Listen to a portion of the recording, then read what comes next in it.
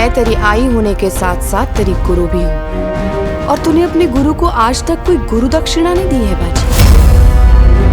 आज मैं गुरु दक्षिणा के रूप में तुझसे इस विवाह संबंध की स्वीकृति मांगती हूँ।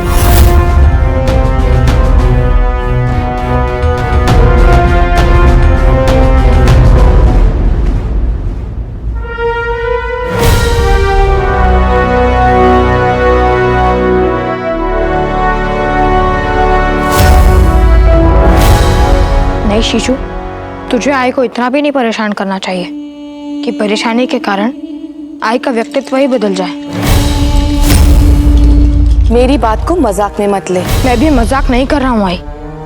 मेरी आई एकदम कौशल्या जैसी थी, जो राम की हर खुशी में खुश रहती थी।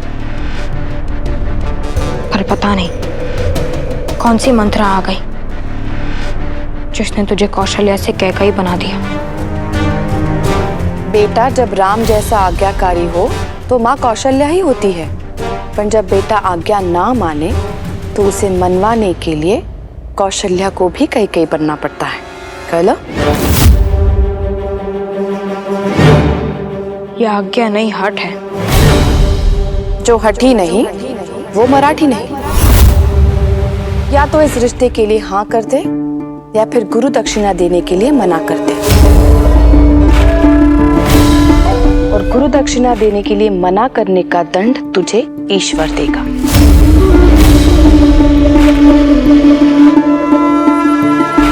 भाऊ, आई सही कह रही है। शास्त्रों में गुरु दक्षिणा ना देना पाप बताया गया है। अरे बाजी, काकू तुझे सागर पार करने को नहीं कह रही है, बस विवाह करने को कह रही है। विवाह इतनी बुरी चीज नहीं है बाजी भाऊ। यदि मेरे भाव कह रहे कि विवाह बुरी चीज है तो है। आई तो मुझसे गुरु दक्षिणा में कुछ और मांग ले तो मैं दे दूंगा, पर मैं विवाह के लिए हाँ कैसे कह दूं? मुझे सोचने के लिए थोड़ा समय चाहिए आई।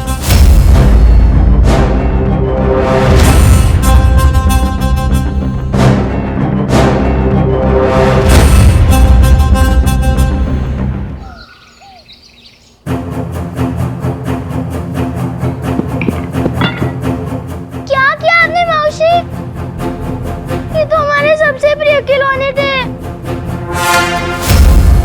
ये तो हमारा सबसे प्रिय घोड़ा भिंडी है और आपने तो उसके पैर तोड़ दिए। क्यों बाबूजी, क्यों? कुमुद, तू काही ही कर, बाजीराव का विवाह हमारी काशी के साथ नहीं होना चाहिए। मैंने वही किया जो ससुराल में तेरी सास करेगी। पर बाजी क्या ये ऐसा क्यों करेंगी? बाबा ने तो कहा था कि वो लोग बहुत अच्छे हैं। हाय काशी, तू और तेरे बाबा कितने भोले हैं ना। जीजा जी उस बालाजी की बातों में आ गए और तू अपने बाबा की बातों में आ गई। जीजा जी नहीं समझ सकते कि राधा बाई जैसी चालाक औरत का दिमाग कैसे चलता है। अरे वो मीठी छुरी है, मीठी छुरी। जो भी करती है ना कूटनीति से करती है। बाजी की तरह ना उसने भी हमें कई बार कूटनीति से ना मूर्ख बनाया। और क्या, तूने तो खुद देखा है ना कि राधा बाई के सामने बाजी ने तुझसे और तेरी आई से कैसे बात की थी।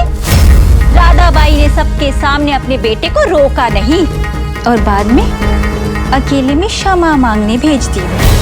अरे जब अपमान सबके सामने किया था तो क्षमा भी सबके सामने मांगनी चाहिए थी ना। लेकिन राधा बाई ने ऐसा नहीं किया क्योंकि वो सबके सामने बाजी को सही सिद्ध करना चाहती थी और तुझे गलत। सोच ले, शादी के पहले ये हाल है तो शादी के बाद क्या होगा। गलतियां बाजी करेगा और दंड तुझे मिलेगा। और तू तो उस घर में अकेली होगी। यहाँ तो आई है, नंदिनी है, तेरी गुड़िया है, जिनसे तू अपने मन की बात कह सकती है। पर वहाँ कोई अपना नहीं होगा, कोई सहेली नहीं होगी। इसलिए मैं तेरी गुड़िया तोड़कर तुझे पहले से उस अकेलेपन के लिए तैयार कर रही हूँ काशी। मौसी, अब हम क्या करें? हमने तो विवाह के लिए हाँ कर दी है। तू बस वही कर जो मैं तुझसे कहती हूँ। मेरा कहना मान। यदि तेरा विवाह उस परिवार में हुआ तो भी तू वहां रानी की तरह रहेगी, रानी की तरह।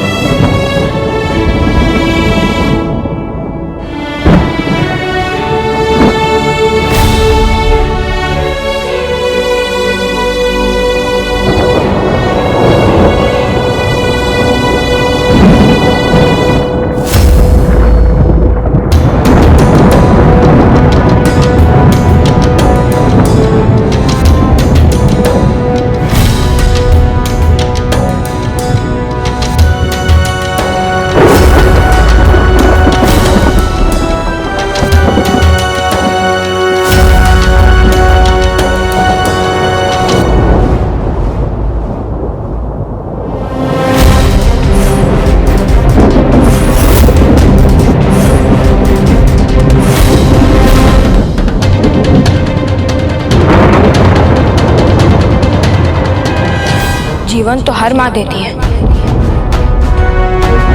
और तूने मुझे जीवन भी दिया, ज्ञान भी दिया, संस्कार भी दिए और साहस भी दिया।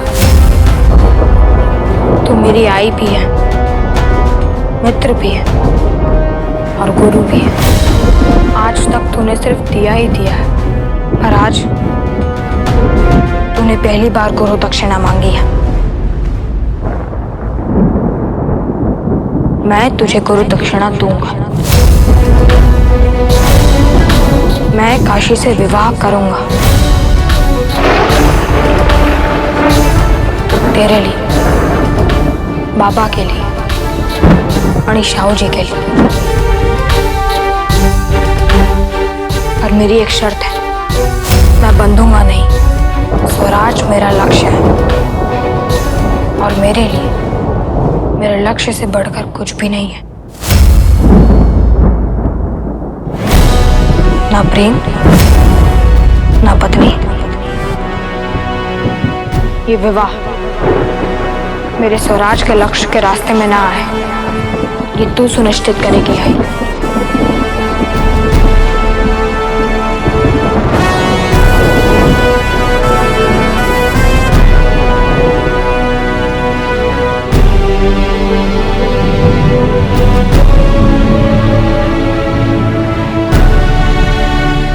मैं तुझे वचन देती हूँ बाजी,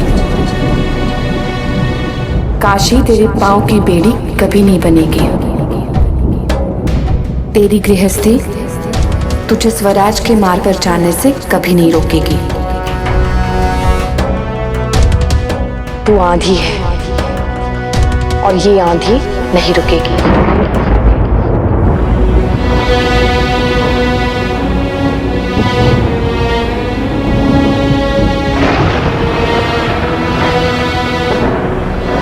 जब तेरे बाबा को पता चलेगा तो वो कितने प्रसन्न होंगे तुझे पता है? अपने बाजी का विवाह हो रहा है। बाजी का विवाह हो रहा है।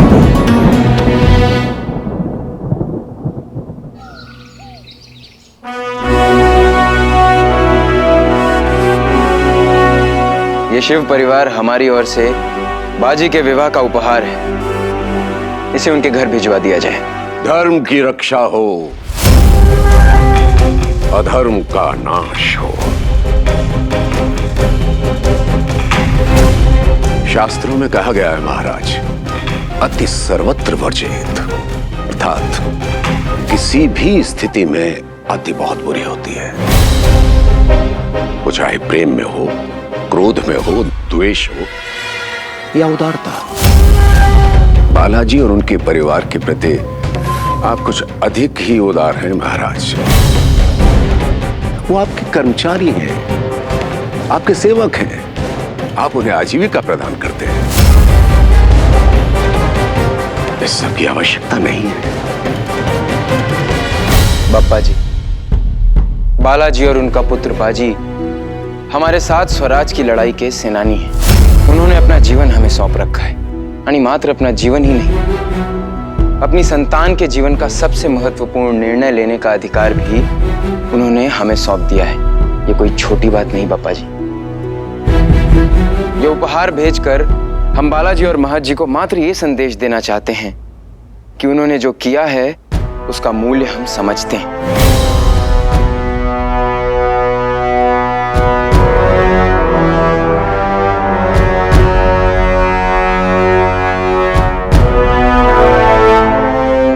पप्पा जी, बालाजी को नीचा दिखाने का एक और अवसर हाथ से गया।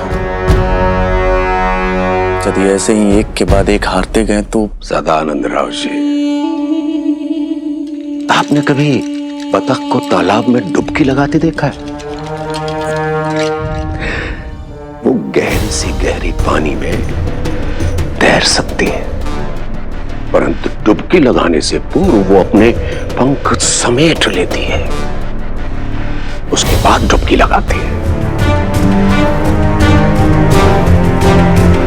हमने भी अपने पंख समेट रखे हैं। गहराई भांपने के पश्चात कूद जाएंगे।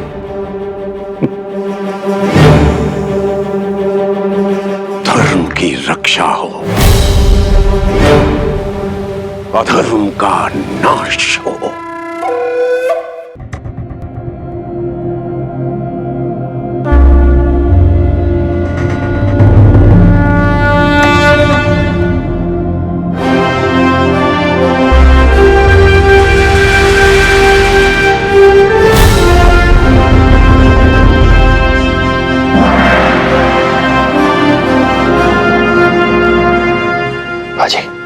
तुमने विवाह के लिए हाँ कह के शाहू जी महाराज के वचन का मान रखा है, इसीलिए उन्होंने स्वयं तुम्हारे लिए उपहार भेजा है। और ये मात्र उपहार नहीं, संदेश है। पर बाबा, इसमें तो कोई भी पत्र नहीं है। जब उपहार ही संदेश हो तो पत्र की आवश्यकता नहीं होती श्रीमान चिमना जी साहिब।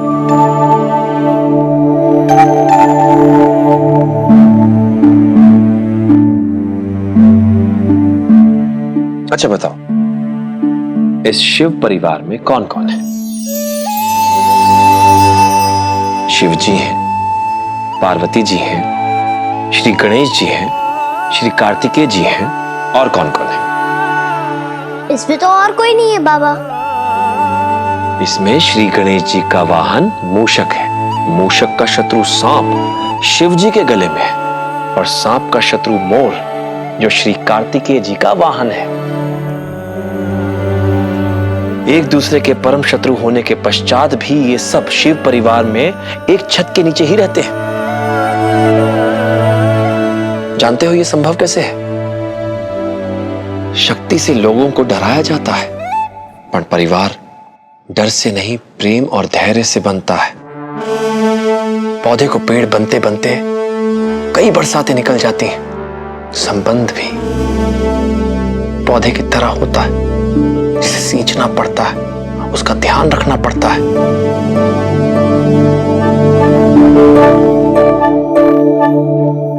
हमें पता है बाजी, तुम्हें काशी पसंद नहीं है, शिवबाई पसंद नहीं है। मन मन में धैर्य रखोगे तो धीरे धीरे प्रेम आ जाएगा। बाबा, मैंने आई को गुरु दक्षिणा देते समय स्पष्ट कह दिया था कि मैं इस विवाह के कारण अपने लक्ष्य से नहीं भटकूंगा। जीवन संगिनी लक्ष्य से भटकाती नहीं है, लक्ष्य तक पहुंचाती है। हर नाव को एक पतवार और हर पतंग को एक डोर चाहिए ही होती है बेटा। पर मुझे कोई डोर नहीं चाहिए बाबा, मैं अकेले अपने लक्ष्य तक पहुंच सकता हूँ। आपकी अनुपस्थिति में मैंने अकेले ही आचार्य कौटिल्य के अर्थशास्त्र का दोबारा अध्ययन किया है। चलिए बाबा, मैं आपको दिखाता हूँ।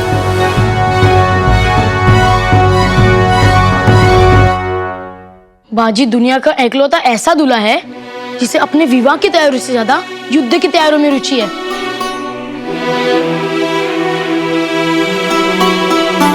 बाजी अपने घर में है तो ठीक है, अगर साखरपुड़ा की रस्म के लिए हम काशी के घर जाएंगे और वहां पे उसने ऐसी बातें की ना तो बहुत बड़ी समस्या हो जाएगी। काशी, शक्ति से, शक्ति है तो सब संभव है। शिव परिवार में पार्वती को सम्मान है क्योंकि वो लक्ष्मी भी है, गौरी भी है और काली भी। वो निर्मल है, शांत है, पर क्रोध आने पर ऐसा तांडव करती है कि उसे शांत करने के लिए स्वयं महादेव को उसके पांव के नीचे आना पड़ता है। तुझे भी ऐसा बनना है। सम्मान चाहिए तो स्वयं को बाजी से कम नहीं, उससे अधिक, बहुत अधिक मान के चल, तभी पराए घर में सम्मान मिलेगा। समझला?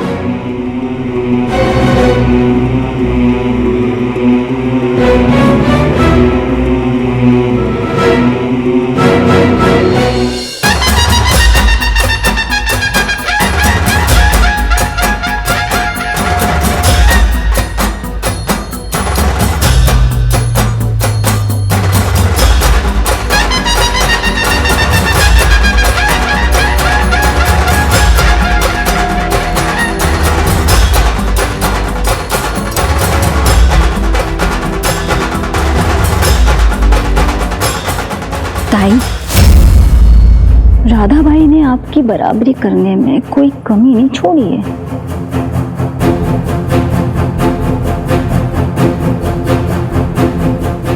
राधाबाई आसमान तक तो पहुंच गई, पर वो चांद को नहीं छू पाएंगी।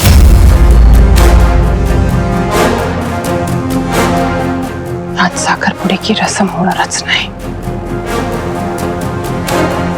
अश्वस्य भूषणम वेगो मतः स्याद् गजभूषणम चातुर्यम भूषणम नार्या उद्योगो नरभूषणम।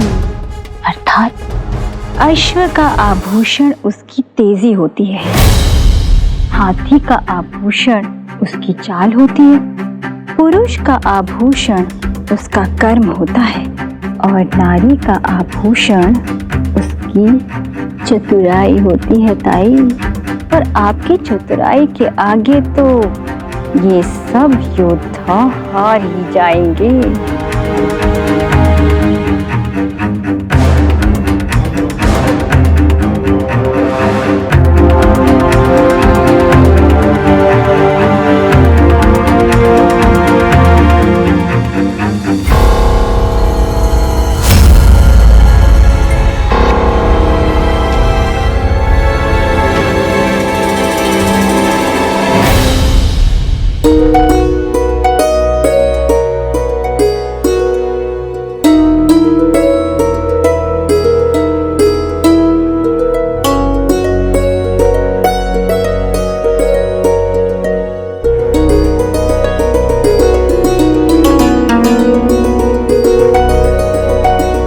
साखरपुड़ा की रस्म आरंभ करने से पहले हमें विवाह का शुभ मुहूर्त तय करना है, इसलिए हमें वर और वधू दोनों की कुंडलियां चाहिए।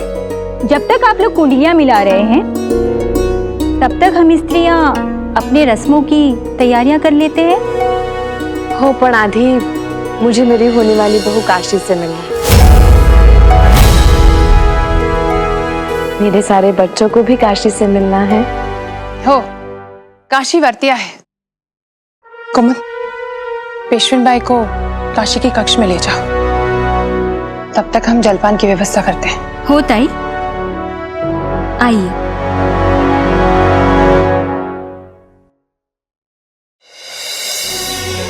काय नवरदेवा, काय झालं रे? देखो बाजी, हमारे शास्त्रों में लिखा है कि यदि ओखली में सिर दे ही दिया है तो मूसल से क्या डरना। अर्थात यदि गृहस्थी के आश्रम में प्रवेश करने की ठान ही ली है तो दुल्हन से क्या डरना। चल। अरे अरे, आप कहाँ चल दिए जीजा जी? जब तक पेशवेन बाई साहेब हमारी काशी से बात कर रही है तब तक आप भी हमसे थोड़ी बातें कर लीजिए। मुझे आई के पास जाना है। अरे विवाह के बाद भी अगर आप आई आई करते रहे तो हमारी काशी का क्या होगा? क्यों सता रहे उनको? हम तो मिट्टी का घड़ा भी लेते हैं तो ठोक बजा के लेते हैं काकी, और आप तो दामाद ले रही हैं, तो अब आप इनकी परीक्षा लेने दीजिए ना। हम इनसे 1-2 प्रश्न ही पूछेंगे, अब इतना अधिकार तो है ना।